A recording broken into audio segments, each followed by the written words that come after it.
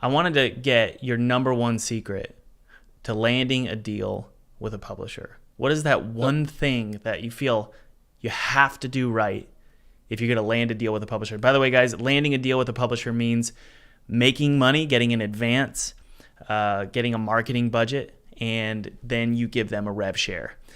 So that's what I mean by landing a deal. So what's that number one tip, number one secret that you could think of? So I feel like I didn't know this when I first started, and it makes such a big difference. It almost went from me not being able to get close to getting a publisher to, and it's not even just for the fact that you get a publisher, but just the game itself, marketability wise. This is a huge thing for me, and it's that you really need to make sure that your game makes a good, what's the word? Your game has a good response to a specific niche. So in my case, that would be Paper Mario fans and JRPG fans. Yep. And so there are really not that many Paper Mario games out there. And so whenever people look up, what's a good Paper Mario alternative, because Nintendo doesn't really make them as they used to. Yeah. Mine comes up first one. And then the publisher sees that, they see, wow, there's not really anything out there that can take market share from this.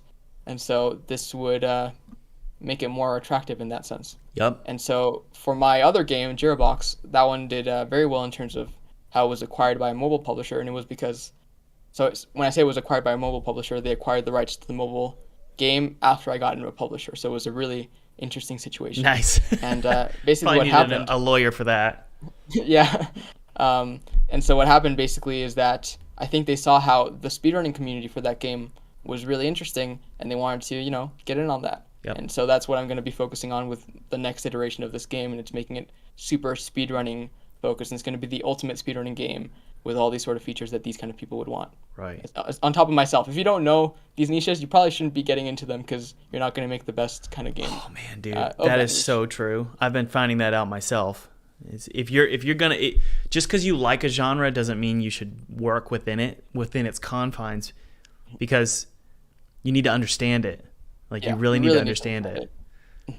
So ultimately, I think it comes down to, for me, what I'm learning is if you're gonna pitch a game to a publisher, make sure you know that genre, that niche, and work within the confines of it. So a question to you is, should my audience really know their genre before they pitch it to a publisher? Should they know exactly what their genre is and limit themselves to that genre? I think you almost should in a way. Like in my case, I really love deep JRPG combat. Bravely Default, Octopath Traveler, I absolutely love that. And I feel like the Paper Mario audience would really enjoy that if they got exposed to it. So I kind of mix those two, the aesthetic of the Paper Mario with general, turn-based combat. And I combine these two in such a way that, they complement each other. And I really understand these two aspects well, and I feel like that's going to really show the publisher that you understand what you're talking about, and that you understand what makes the game tick, not tish, mixing it up with niche. I think it shows them that you understand what the niche wants, and that you know how to make something that is not like, oh, well, Paper Mario fans expect there to be combat and there's no combat, So I think that could maybe shoot yourself in the foot in a way. That's so interesting. So this is a question that I've been thinking about a lot. Why make a game that's similar to another game if you're not going to do it as well? This is no offense to you, but I can imagine you're not going to make as good a game as Paper Mario. Definitely not.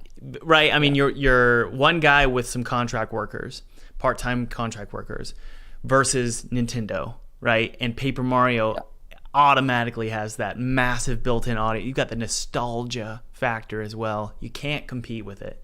So what's the strategy here? And I'm thinking about this for myself. What's the strategy here? Do you say I'm going to mirror a game, or do you say I'm going to get inspiration, but I'm going to make sure in my marketing material that I'm not saying I'm making Paper Mario? It's it's like a twist of Paper Mario. So my game's combat is very obviously not Paper Mario. And so if you play Paper Mario, you know it's not Paper Mario, and it's almost more Pokemon or traditional Final Fantasy. I'm seeing some Undertale stuff. Undertale? Yeah, so there's some Undertale stuff as well. So it's not Paper Mario, but it's very clearly inspired by it. And it's almost like giving Paper Mario fans a different perspective on this genre that they've been interacting with for their whole lives, but they haven't seen that other facet of it. So they haven't seen the Final Fantasy aspect of the Paper Mario RPG or the Yeah. generic RPG combat. So So you're it's giving, the world traversal and the art of Paper Mario. and then it has that Paper Mario combat, but it's twisted in a way that makes it different enough for the Paper Mario fans to not compare it directly to Paper Mario. It's not Ah, Paper Mario, it's something different, but it's very fresh for the people who haven't experienced it before. that's a great piece of advice, dude. Like I think that is so helpful. That's helpful to me as well. And it's good in this particular season of my career because we are in the process of working through various projects and trying to figure out which ones are marketable, which ones are ones that we should pitch to a studio.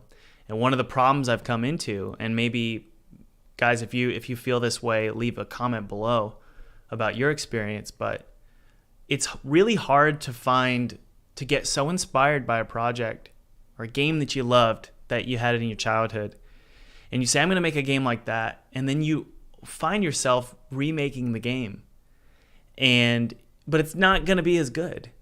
So you've got to be very strategic. This comes back to our first point about the game design document.